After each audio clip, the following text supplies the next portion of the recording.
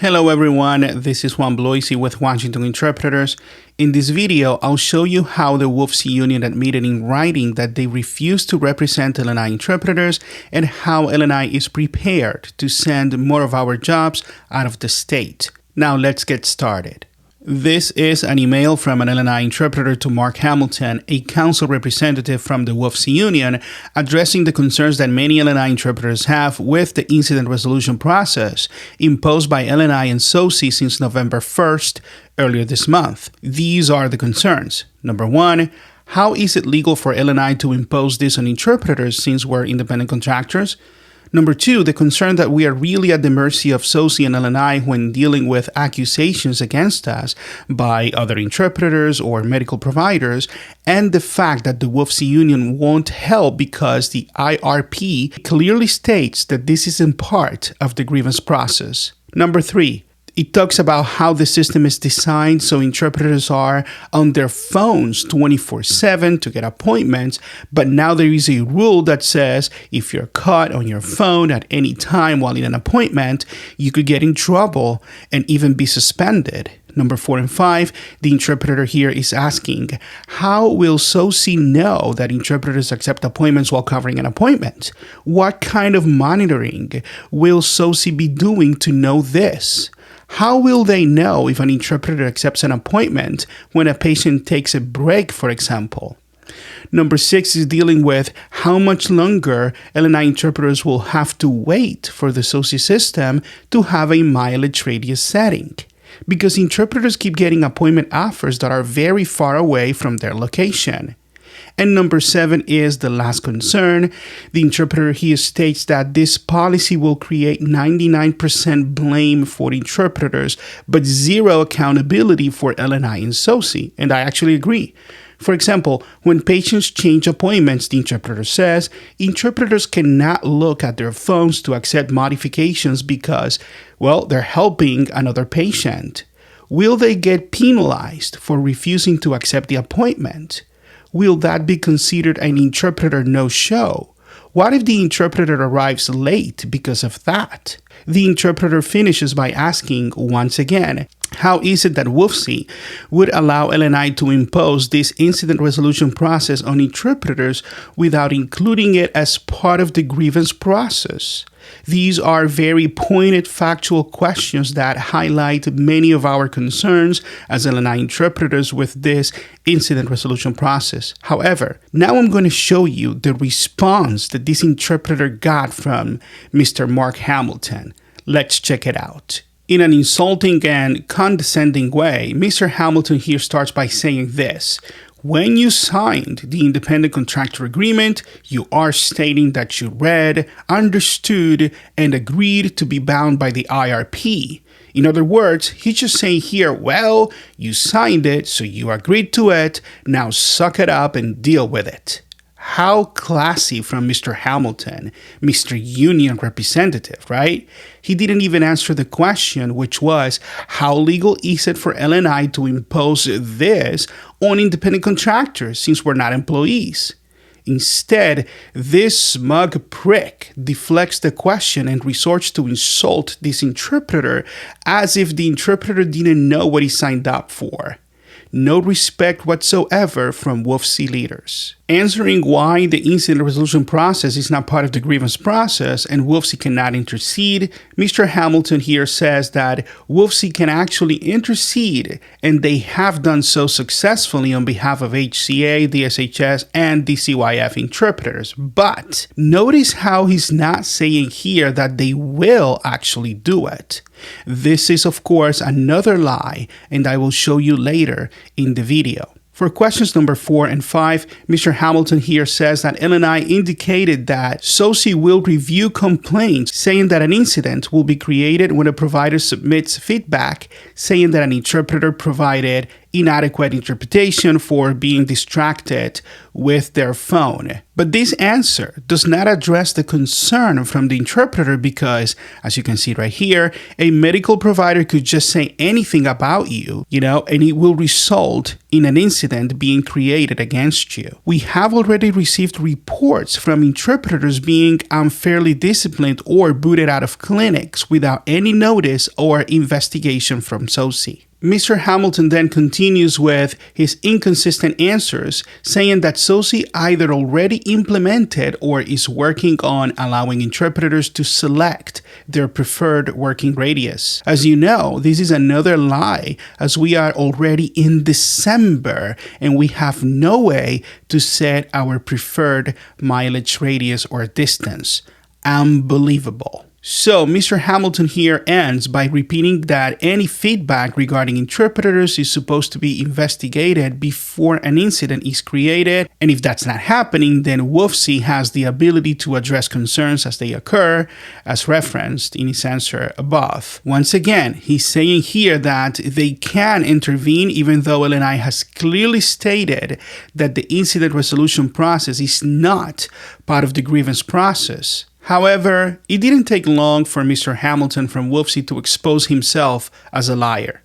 You see, later on, responding to an email from another interpreter concerned about late payments, he admits that, quote, "We currently do not have a grievance procedure for L&I interpreters yet." End quote. There you have it from the horse's mouth.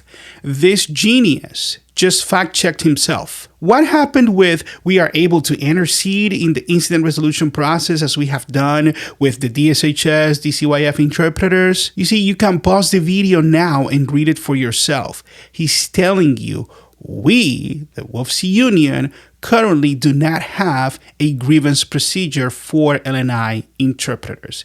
Clear as day. And even if they come up with a grievance procedure out of their butt, they already agreed with L&I that it's not going to be part of the incident resolution process. So the interpreter was right. We are really at the mercy of L&I, SOSi, and medical providers when it comes to this incident resolution process. And because they are losing members every day, the WFSE Union came up with a survey to ask L&I interpreters how SOSi is doing, as if they have not received hundreds of complaints. The survey ended a few days ago on December 3rd, and it's just another attempt from the union to make it look like they're doing something, but this is going nowhere fast. Now, I'm not going to read through the whole survey because you already received it, but I want you to please see these two last questions here. They admit that your services are not being paid in a timely manner after making so many excuses in the past. But now they want to know how likely you are to stop accepting L&I jobs. They know many L&I interpreters have already left the industry, and the SOSi company has had difficulty covering appointments, a little secret they won't admit to. And at the end of the survey, of course, they're asking you, how can SOSi improve its scheduling platform? You see, they're asking the same stupid questions as if we haven't been screaming from the top of our lungs since this company took over back in June earlier this year. We took it to the news, and L&I even conducted a user test 2 months ago to determine how supposedly improve the platform. Do you remember that? So L&I already has the answers from the interpreters, but nothing has happened yet. So don't be deceived by WFSE. This whole survey effort is pointless, and they know it because they have been representing L&I interpreters for over a year now, and they know what they have to do to fix this problem, but they're not going to do it. This is all just for show. Wait, but that's not all. You know me. So go get your popcorn so we can get into the main part of this video. You see, 5 days after the WFSE Union emailed their pointless survey to L&I interpreters to supposedly improve the scheduling system, this is how SOSi responded. On November 27th, last week, the SOSi company emailed L&I interpreters announcing that as of December 16th, 2024, SOSi will offer on-demand telephonic services for L&I interpreters and that the rate will be 70 cents a minute. You may think that's a good thing, right?